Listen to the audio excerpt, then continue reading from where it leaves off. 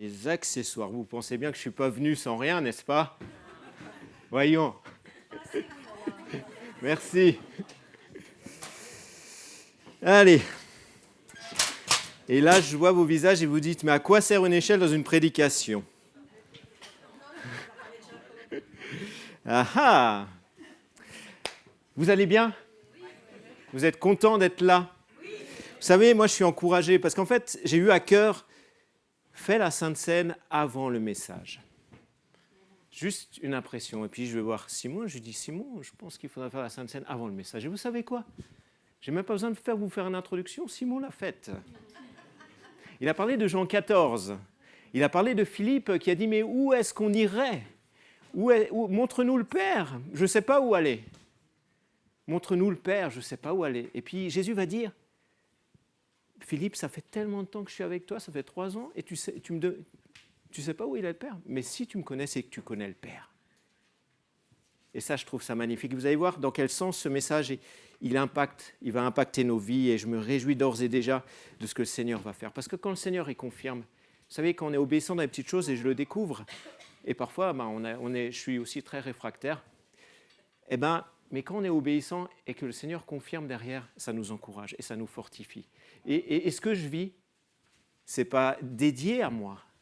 Ce n'est pas parce que je m'appelle Michael, etc., etc. Mais c'est possible pour vous aussi, les amis. Et je veux vraiment vous encourager à être obéissants dans les petites choses. Amen. Alors, quand on va se promener, vous allez dans vos quartiers, vous vous promenez, vous voyez des maisons, elles sont petites, elles sont moyennes, elles sont de toutes les couleurs, elles sont bien arrangées, d'autres moins, vous avez certaines des belles pelouses, etc., etc. Et il y a même des personnes qui viennent d'emménager dans leur maison, ils sont contents de leur maison. Et on est là, et puis là, on se promène, et tout d'un coup, on voit une maison, et ça nous est arrivé il y a quelques temps en arrière, et puis c'est marqué « à vendre ». À vendre. Alors on se dit, waouh, elle est magnifique. Puis alors on rentre chez nous et puis on se dit, ah mais je vais quand même voir combien ça coûte. Et puis là, tout d'un coup, on redescend sur terre, on dit, finalement, là où je suis, c'est bien aussi, hein. N'est-ce pas? Ou alors peut-être certains qui ont déjà été en vacances, ils ont eu l'occasion de visiter des châteaux, et puis il me semble, en tout cas en France, il y a ce qu'on appelle la journée du patrimoine, et puis tous les musées sont ouverts, et puis l'Élysée est ouvert, le château de Versailles est ouvert, et puis on va au château de Versailles et on passe de pièce en pièce, on se dit waouh, magnifique, et là on arrive dans la salle du trône. Et puis là, on s'imagine avec des beaux habits, assis sur le trône, des serviteurs et tout ça, qui sont là, des personnes qui nous parlent, qui nous considèrent pour qui on est, parce qu'on a besoin d'être considérés pour qui on est. Et puis tout d'un coup, il y a une petite pression sur notre bras, on se retourne et on voit nos enfants qui disent « Papa, je veux partir ». Et là aussi, on revient sur terre. Mes frères et sœurs, on revient sur terre, on se dit « Ah non, je ne suis pas ce roi-là ». Je suis l'humble serviteur de ma famille. Mais on revient sur terre et je trouve ça intéressant parce qu'en fait, ce qui se passe, c'est que nos maisons parlent de nous. Si on visite un château, si on visite des maisons, ça parle de nous, ça nous donne envie parce que ce qu'on voit à l'extérieur, on a l'impression que c'est ce qu'il y a à l'intérieur. Et ça parle du propriétaire. C'est clair que si on prend un château, on sait que le propriétaire, il est riche. Mais attention, parce que parler d'une maison, voir à l'extérieur ne veut pas dire qu'on voit à l'intérieur. Et ça aussi, on va le découvrir. Mais ce qui est vrai dans le monde visible, là aussi dans le monde invisible, quand on parle de la maison de Dieu, frères et sœurs, la maison de Dieu, qu'est-ce que c'est la maison de Dieu? Est-ce que vous savez que Dieu a une maison, a une demeure? Non? Oui, non? Ah, vous n'êtes pas... Ouais, c'est pas très convaincant, hein, tout ça. Hein. Et on parle de ça, mais on verra ce matin que la maison, la demeure de Dieu parle de Dieu. Mais qu'est-ce que c'est? Puis, un autre aspect, c'est ce que je disais.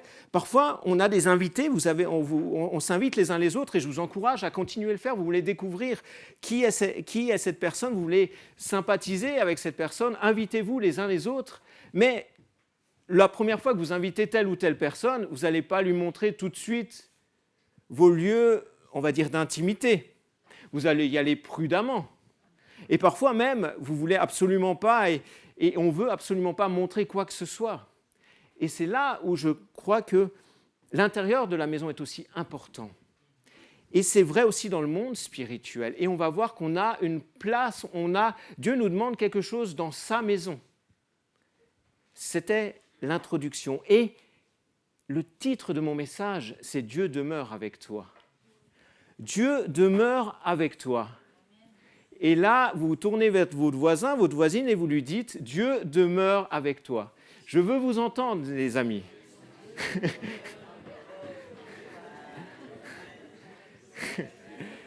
Dieu demeure avec toi.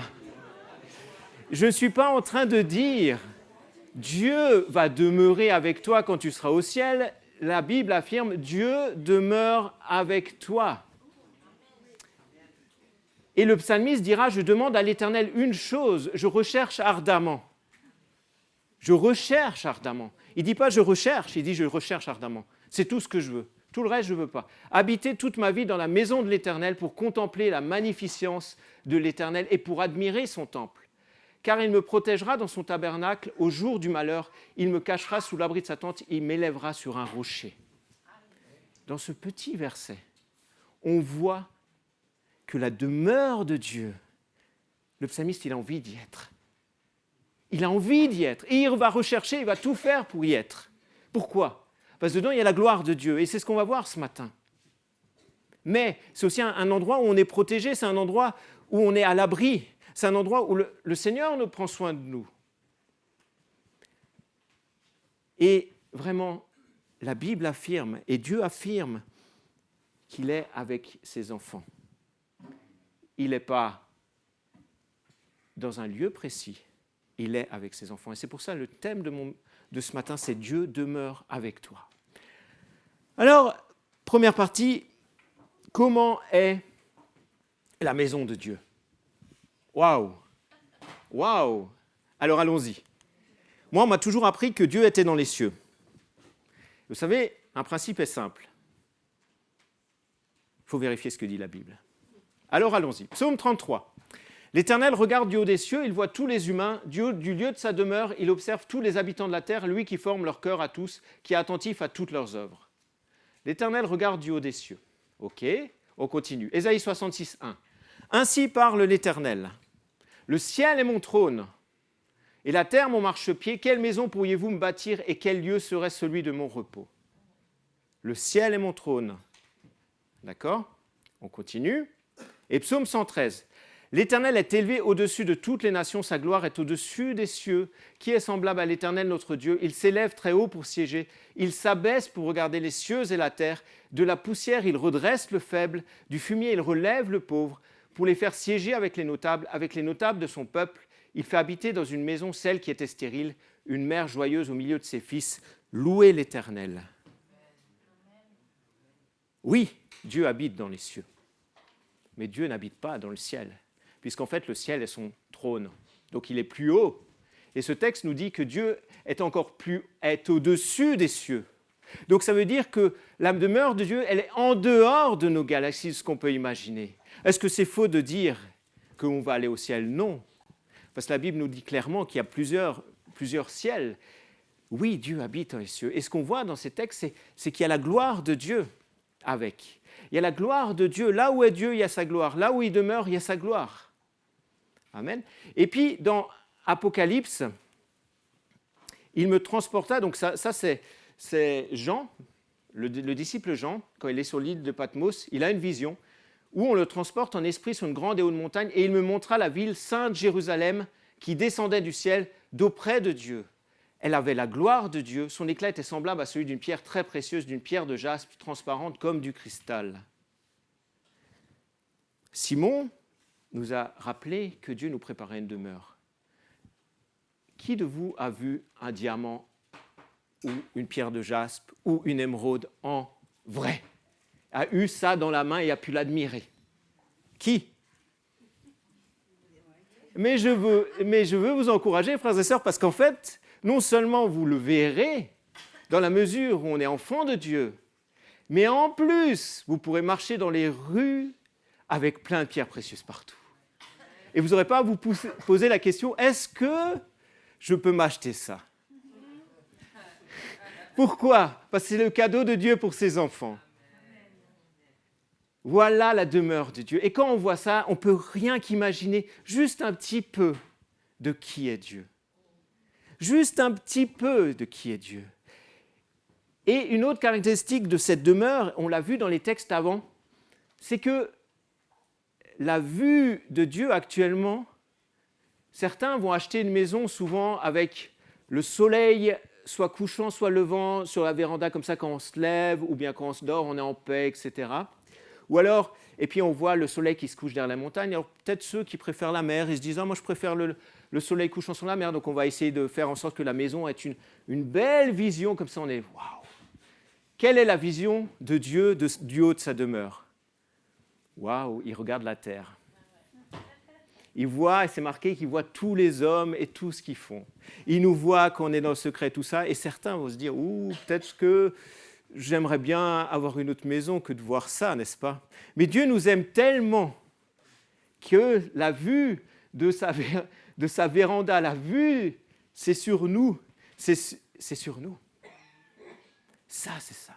Ça, c'est la maison de Dieu. La gloire de Dieu est dans sa maison. Combien c'est vrai.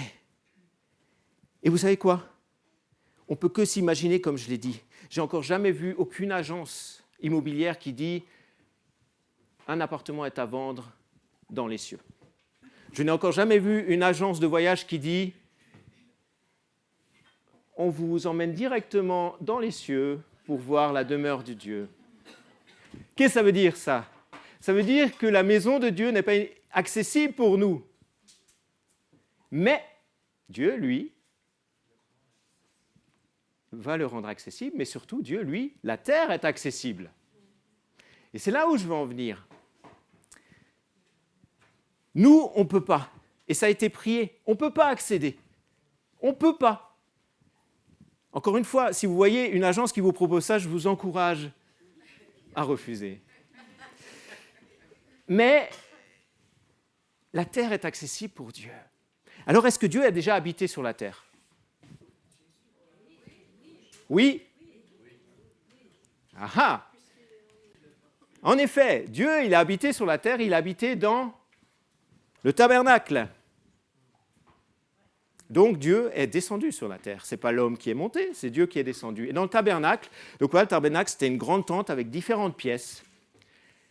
Il y a différents endroits. Et dans une de ces pièces, il y avait la gloire de l'Éternel qui remplissait le tabernacle. Et vous trouvez ça dans Exode 40. Exode 40, la gloire remplissait le tabernacle et il y avait une nuée sur cette tente. OK? Donc un genre de brouillard dessus. Et puis la nuit, il y avait une flamme de feu. Et donc les Israélites, ils allaient dans le désert, ils amenaient leur tente, ils démontaient. Quand la nuée s'élevait, c'était le moment de partir. Donc ils prenaient la tente, ils démontaient. Quand la nuée s'arrêtait, ils remontaient la tente, etc. Dieu était à l'intérieur de la tente. Dieu était au milieu de son peuple. Dieu habitait là. Et la gloire, et là on retrouve que quand Dieu vient habiter dans un endroit, il y a sa gloire qui vient avec. D'accord? Mais ce n'est pas tout. Là, c'était dans le tabernacle, dans le désert, donc dans cette tente où les Israélites rendaient le culte à Dieu. Mais dans la période des rois, dans 2 Chroniques, voilà que Salomon a construit le temple. Et quand Salomon a donc inauguré le temple, il lui a achevé de prier, le feu descendu du ciel, et comme l'Holocauste ainsi que les sacrifices, et la gloire de l'Éternel remplit la maison. Et là, Dieu va dire une chose très simple. J'habite là, mais obéis. Parce que si tu n'obéis pas, je vais me retirer. Mais il va quand même dire la chose suivante. Si mon peuple sur qui est invoqué mon nom s'humilie, prie et me cherche, et se tourne et prie et me prie, je reviendrai. Vous trouvez ça dans 2 Chroniques, d'accord? Donc oui, Dieu a déjà habité sur la terre. Dieu a déjà habité sur la terre. Et ça, c'est tellement magnifique, c'est quelque chose de magnifique de se dire ça. Mais est-ce que c'est la finalité? On a vu que Dieu habite avec sa gloire que ce soit dans le temple ou que ce soit dans le tabernacle. Mais Dieu, il donne ses conditions. Il dit, obéis-moi. Et quand je pars, c'est moi, c'est toi qui me suis, c'est pas moi qui te suis. Moi, voilà, je sais que pour ton bien, il parle, je vais aller là, tu me suis. Et ça, c'est aussi important. Oui, il y a la demeure de Dieu dans les cieux qui parle de Dieu de manière magnifique. C'est clair. Mais il y a aussi cet aspect que Dieu a un plan pour sa demeure. C'est lui qui l'a construit. C'est lui qui veut. Donc c'est lui qui donne les conditions. Ce n'est pas nous qui disons « Ah Dieu, tu viens avec moi, là, je dois aller là ». Non, ce n'est pas comme ça que ça se passe. Ça ne se passait pas comme ça dans l'Ancien Testament. Et ça ne se passe pas comme ça dans le Nouveau Testament. Et aujourd'hui, ça ne se passe pas comme ça. Parce que c'est le Dieu des cieux. Et il a sa demeure et il est en droit d'arranger sa demeure comme il le veut. Il est en droit de dire « c'est comme ça que je veux ». C'est juste. D'accord ? Alors vous allez me dire « ouais, mais Mickaël, pour le moment, tu ne nous as pas parlé. Je ne sais pas pourquoi tu as mis une échelle ici. Je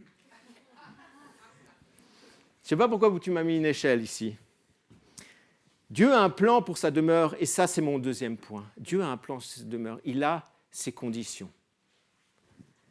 Laissez-moi vous raconter une histoire. Voilà un homme qui a au centre-ville une vieille maison.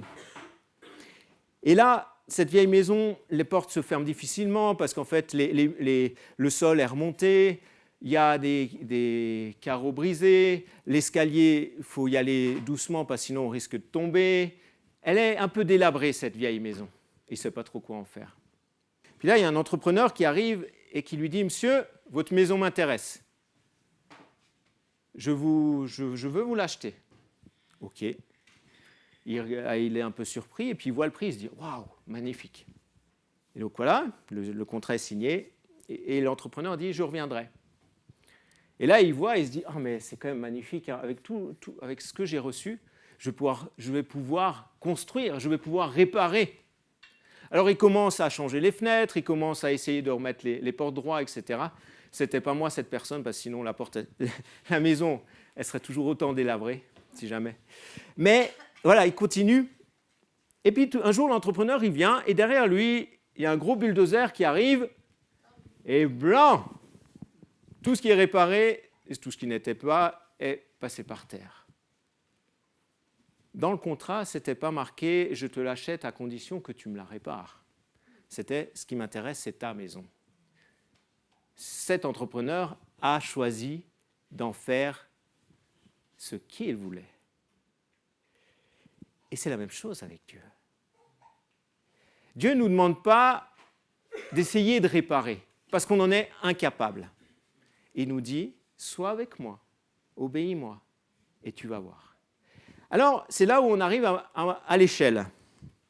C'est là où on arrive à l'échelle, dans Genèse 28. Il est marqué, et c'est Jacob qui est là, donc Genèse 28, voilà Jacob, juste pour mettre le contexte. Jacob vient de tromper son frère, il y a une dispute de famille, son frère Ésaü lui en veut, et Jacob, avec accord avec ses parents, il va partir parce que Ésaü lui en veut jusqu'à le tuer. Donc il va partir, Jacob. Donc il part, et ils sont actuellement dans le pays que Dieu a promis de donner à Abraham, et il part et il retourne à la case départ. D'accord ? Mais avant de retourner à la case départ, voilà qu'il y a une nuit, il s'endort, il a la tête couchée sur une pierre, il s'endort et c'est là où il y a notre texte. Voilà. Donc Jacob atteignit un endroit où il passa la nuit car le soleil était couché. Il prit l'une des pierres de l'endroit, il la plaça sous sa tête et il se coucha à cet endroit. Il eut un rêve. Voici qu'une échelle était dressée sur la terre et son sommet touchait au ciel. Et les anges de Dieu y montaient et y descendaient. Or l'Éternel se tenait au-dessus d'elle. Il dit « Je suis l'Éternel, le Dieu d'Abraham, ton père, le Dieu d'Isaac. » Vous remarquez, il ne dit pas « Je suis le Dieu de Jacob. » La terre sur laquelle tu es couché, je te la donnerai à toi et à ta descendance. Ta descendance sera innombrable, comme la poussière de la terre.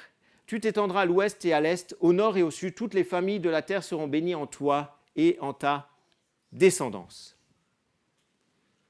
Voici, je suis moi-même avec toi. Dieu il dit à Jacob, je suis avec toi. Et je te garderai partout où tu iras et je te ramènerai dans ce territoire. car je ne t'abandonnerai pas avant d'avoir accompli ce que je te dis. Jacob s'éveilla de son sommeil et dit, certainement l'Éternel est présent dans cet endroit, et moi je ne le savais pas. Il eut de la crainte et dit que cet endroit est redoutable, ce n'est rien moins que la maison de Dieu. C'est la porte des cieux. Jacob se leva de bon matin, il prit la pierre qu'il avait placée sous sa tête, il l'érigea en stèle et versa de l'huile sur le sommet. Il donna le nom de Béthel à cet endroit, mais la ville avait d'abord porté le nom de Luz.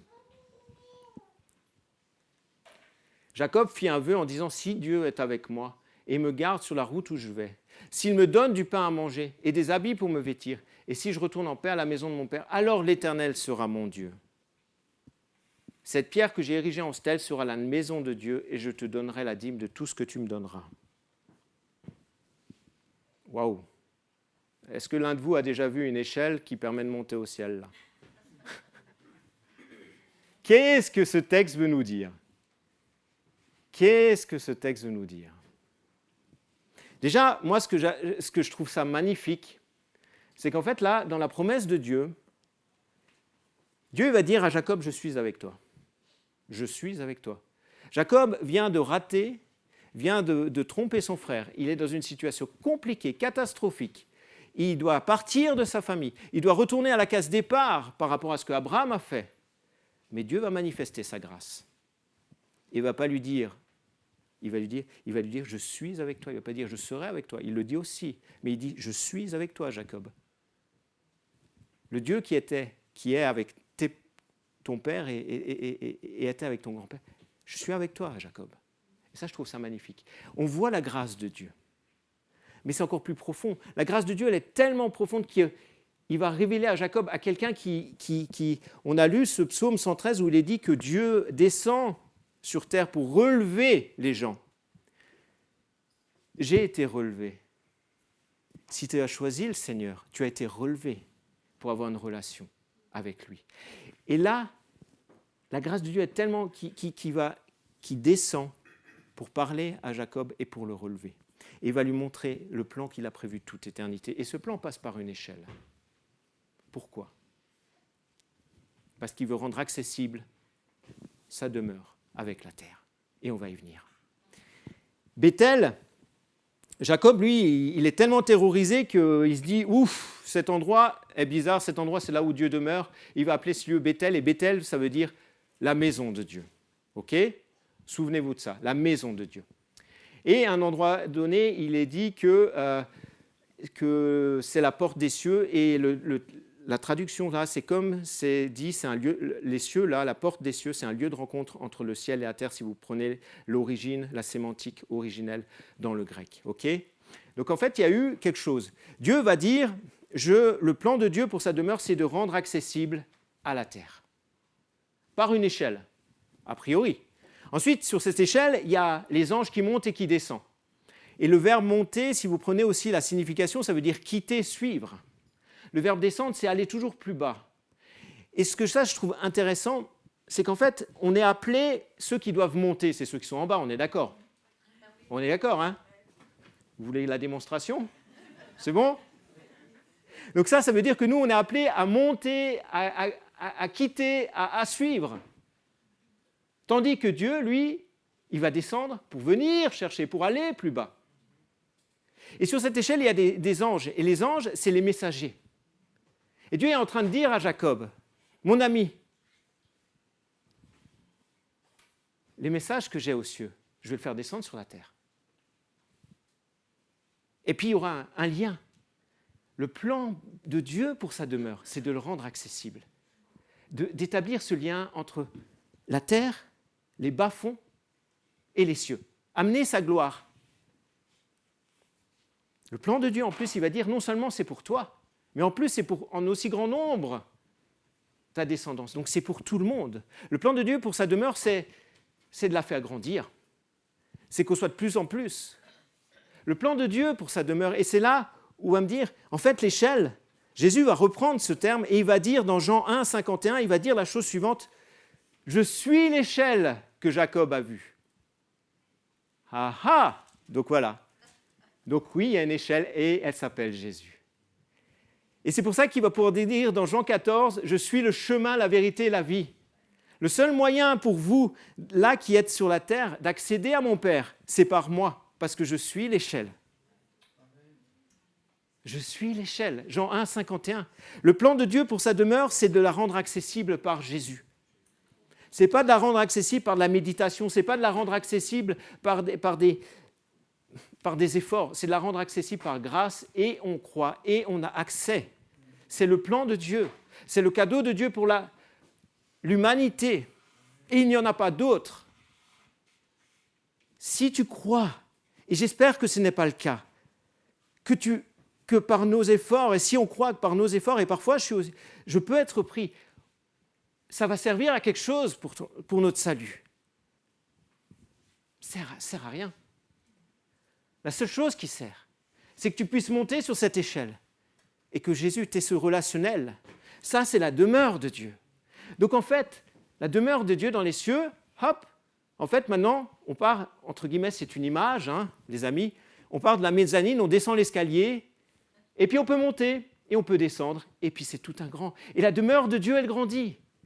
Et ce que Dieu est en train de dire à Jacob, c'est que j'ai un plan, et ce plan t'en fait partie. Mais non seulement toi, mais tous ceux qui le veulent, tous ceux qui feront partie de ta descendance, tous ceux qui vivent pour la foi. Donc c'est pour ça que l'on peut dire Dieu demeure avec toi, ou Dieu demeure avec nous, dans la mesure où on a accepté que Dieu vienne, dans la mesure où cette échelle signifie quelque chose pour nous. Amen. Est-ce que vous êtes d'accord avec ça? Et c'est pour ça qu'en fait, à partir du moment où on a accepté Jésus dans notre cœur, on peut dire Dieu demeure avec nous. Et ça ne sert à rien d'essayer de rafistoler ce qu'on ne peut pas rafistoler. Parce que lui, ce qu'il veut, ce n'est pas rafistoler, c'est construire. C'est que sa gloire puisse être dans notre cœur. Vous vous rendez compte, juste 10 secondes, réfléchis, Dieu demeure avec toi. Et Dieu n'a pas de résidence secondaire. Quand il vient en entier. C'est pas comme dans le Valais. Il vient pas, je vais venir là quelques jours tranquille, je vais me reposer. Non, il vient en entier. Tu es dans la mesure où tu as accepté Dieu, Jésus dans ton cœur, et je dis bien dans la mesure où tu as accepté, Dieu demeure avec toi et il vient en entier. Parce qu'il est entier. Alors, mon troisième point, c'est où est-ce que j'en suis? Et c'est là où mon échelle, là que j'ai pris, va me servir. Voilà. Où est-ce que j'en suis? Peut-être, tu dis, ouais, c'est bien, ça ne me sert à rien. Ou peut-être tu dis, ouais, c'est bien, mais c'est peut-être pas encore pour moi, j'ai encore le temps. Et alors là, tu es autour de l'échelle et tu dis, elle est là, tant qu'elle est là, je me promène un peu partout, et puis au dernier moment, vous savez, comme quand vous voulez prendre un bateau, au dernier moment, vous sautez, hop, et vous montez. Ça ne marche pas comme ça, parce qu'on ne se rendra même pas compte. L'échelle ne sera plus là. Cette échelle, c'est Jésus. Et tant que Jésus donne sa grâce, on est accessible. Alors ne joue pas à ça. Mon frère, ma sœur, si tu penses que ça ne te parle pas, ne joue pas à ça. Monte sur l'échelle et avec les deux mains. Certains, peut-être, sur l'échelle, ils montent sur l'échelle, ils se disent même, c'est quand même assez intéressant ce qu'il y a à côté, et puis là, ils commencent à je ne veux pas le faire, sinon je risque. Ce sera accident de travail. Je vous fais rire pour savoir si vous me suivez. C'est bon? Vous me suivez encore? Vous m'accordez encore 5-10 minutes? Oui? Ouais, vous n'êtes pas convaincus. OK. Alors, peut-être tu es dans cette situation où tu dis, ouais, c'est bien beau, mais ce n'est pas pour moi maintenant. Moi, j'ai envie de te dire, c'est pour toi maintenant. Parce que demain, tu ne sais pas. Demain, tu ne sais pas. Peut-être, comme Jacob, tu dis, Jacob, lui, moi, je suis impressionné par sa réaction. On revient à notre texte. Mais Jacob, il va dire, si Dieu est avec moi. Il ne dit pas, Dieu, tu es avec moi. Il dit, si Dieu est avec moi. Il ne connaît pas Dieu. Il dit, si tu es avec moi. D'accord? Comme tu... Oh, pardon, excuse-moi. Comme, en fait, il va même dire, alors l'Éternel sera mon Dieu. Alors l'Éternel sera mon Dieu. Donc il ne le connaît pas. Et il va dire, si tu es avec moi, si tu me bénis, alors tu seras mon Dieu. Est-ce qu'on n'est pas parfois comme ça? Seigneur, bénis-moi. Seigneur, fais ça, fais ça, fais ça. Et je te promets que tu seras mon Dieu. Ou alors, et puis Jacob, il va aussi réagir de telle manière où il va dire, mais là, c'est la maison de Dieu, et il va croire que c'est la maison de Dieu, que Dieu demeure à cet endroit, et qu'en fait, il est rentré dans la demeure, et voilà, il va prendre. Et nous, peut-être, on est là, on se dit, ah, mais si je vais aller à tel séminaire, je vais rencontrer Dieu. Si je vais avoir tel orateur, je vais rencontrer Dieu. Si je vais faire ci, je vais rencontrer Dieu. Non. Et Jacob, donc il est passé, il est retourné, il s'est marié, il a une vie un peu compliquée. Et il va revenir, Dieu va lui dire, maintenant tu reviens là où je t'ai parlé la première fois, dans Genèse 35. Il va revenir à Béthel, à la maison de Dieu. Et vous savez comment il va appeler, vous trouvez ça dans Genèse 35, je n'ai pas le temps de développer. Mais il va appeler ce lieu plus Béthel, il va l'appeler El Béthel, Dieu de la maison de Dieu. Pourquoi? Parce qu'il a compris que Dieu demeurait, et quand que Dieu a dit « je suis avec toi », Dieu n'est pas resté de l'autre côté de la frontière, il était avec lui. Et c'est pour ça qu'il peut dire Dieu, El Béthel, le Dieu de la maison de Dieu. Il a passé au stade où il pouvait dire et le vivre dans le cœur. C'est passé de la tête dans le cœur. Il avait compris ça. Et il va dire à Ésaü, il va dire à son frère quand il va voir son frère, l'Éternel m'a béni et m'a fait beaucoup de bien. L'Éternel a tenu sa promesse envers moi. Il a passé le stade supérieur. Et c'est la grâce de Dieu. Quand Dieu te dit quelque chose, beaucoup d'expériences où en fait Dieu dit des choses et puis, ouais, je pourrais vous dire, mais encore récemment, Dieu me dit des choses, il m'a encouragé à faire quelque chose. Et Dieu a tenu parole. Hein? Et je peux vraiment vous dire, ce n'est pas réservé à un tel, une telle, c'est même réservé à vous, parce que vous êtes aussi les enfants de Dieu. Et Dieu demeure avec toi dans la mesure où tu l'acceptes. Et dans Jean 14 et Jean 15, et j'arrive à ma conclusion, Jean 14, Jean 15, il y a cet aspect où Jésus va dire, si tu gardes mes commandements, je viendrai avec mon Père et on demeurera en toi. Vous lisez ça dans Jean 15, Jean 14. Lisez, c'est l'histoire du cep et du sarment. L'histoire du cep et du sarment. Vous savez quoi? Ce n'est pas parce qu'on fait des efforts qu'on demeure avec Dieu. On peut demeurer avec Dieu parce qu'il nous a sauvés. On retourne les choses. Demeurer avec Dieu, ce n'est pas parce qu'on fait des efforts. Ce n'est pas parce qu'on se donne. Non, c'est un cadeau. Parce qu'on est sauvé, on demeure avec Dieu. Et c'est là où notre vie, dans Jean 14, Jean 15, où il est dit « mais demeure avec moi, garde mes commandements, aie une vie sans péché, aie une vie exempte de péché ». C'est là que c'est possible. Parce qu'on se rend compte que Dieu nous aime tellement qu'en fait, il demeure avec nous. Et c'est pour ça qu'avec le psalmiste, on va dire « mais je recherche ardemment, c'est être avec toi ». D'accord? C'est tellement profond. Et de se dire que Dieu demeure avec nous. C'est ce Jean 14, 23, 26 où Jésus va dire à Philippe, celui qui m'aime obéira à ce que je dis, mon Père l'aimera, nous viendrons à lui, mon Père est à moi et nous habiterons chez lui. Alors, la question que j'ai pour nous ce matin, il est où ton Béthel? Elle est où ta maison de Dieu? Est-ce que ton Béthel est ici le dimanche matin? Ou peut-être le lundi soir à la prière? Est-ce que tu penses que Dieu demeure seulement là? Non. Ton Béthel doit être à l'église, bien entendu. Pas de souci. Et merci Seigneur. Et venez, continuez de venir inviter du monde, parce que c'est là où Dieu se manifeste. Ça a été dit, là où on est un ou deux, Dieu est au milieu. Oui, mais ton Béthel, c'est aussi le matin quand tu prends ton café. C'est aussi quand tu dors la nuit. Ton Béthel, c'est dans tes loisirs. Enfin, je l'espère. Où tu te caches dans une pièce. C'est là où on revient. Dieu a un plan dans sa demeure. Lui, ce qu'il veut, ce n'est pas une seule pièce de ton cœur le dimanche matin. C'est tout. Et il te dit, rentre. C'est ça. Est-ce que tu connais El Béthel, le Dieu de la maison de Dieu? Ou est-ce que tu as des Béthel un peu partout parce que tu crois que Dieu est juste là? Non. Et c'est là où c'est important de comprendre. Dieu a promis dans sa grâce quelque chose à Jacob et c'est la même promesse que l'on a accès. Quand Jésus dit « Je suis avec vous tous les jours de votre vie jusqu'à la fin du monde », c'est la promesse de Dieu. Et là, il ne s'adressait pas à Jacob, il s'adresse. C'est la suite. Alors, qu'est-ce que tu fais de ça? Qu'est-ce que je fais de ça? Et je veux vraiment nous encourager dans cette semaine, et on arrive, cette semaine, réjouis-toi, parce que Dieu demeure avec toi. Laisse-le, ouvre les portes pour qu'il construise.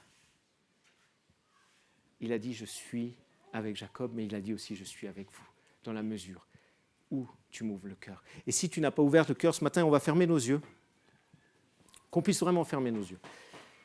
Juste méditer, juste encore 1 minute de ce que cela veut dire « Dieu demeure avec moi ». Quand Dieu demeure dans un endroit, c'est qu'il vient avec toute sa personne. Et en plus, ça se passe par le Saint-Esprit, Jésus, le Père et le Saint-Esprit et demeurent. Et si tu n'as pas donné ton cœur au Seigneur, si tu n'as pas encore donné, si tu te rends compte qu'en fait, tu es à côté de l'échelle, ou alors peut-être la vie à côté, elle t'intéresse, tu as un pied sur l'échelle au cas où l'échelle part, mais tu risques de tomber. Je veux t'encourager. Ne laisse pas cette opportunité de rester sur l'échelle qui s'appelle Jésus. Viens à Jésus. Recherche ardemment comme le psalmiste recherche ardemment, c'est de demeurer avec Dieu.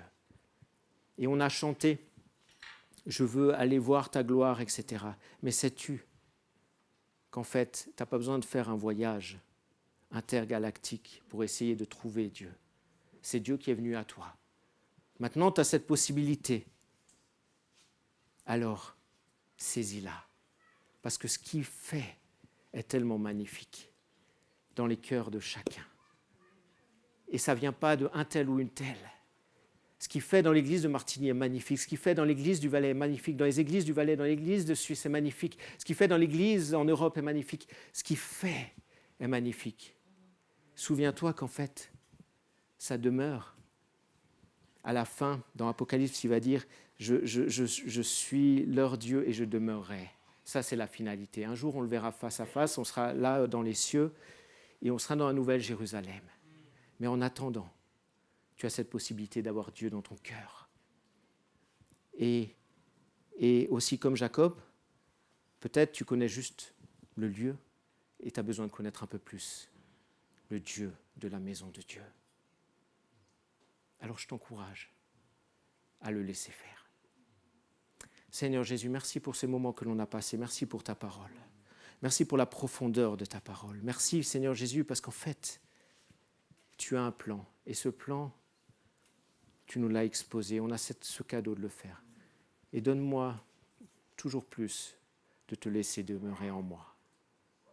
Seigneur Jésus, je te prie pour mes frères, mes sœurs et pour cette semaine qui s'annonce. Merci Jésus, parce que tu demeures avec eux.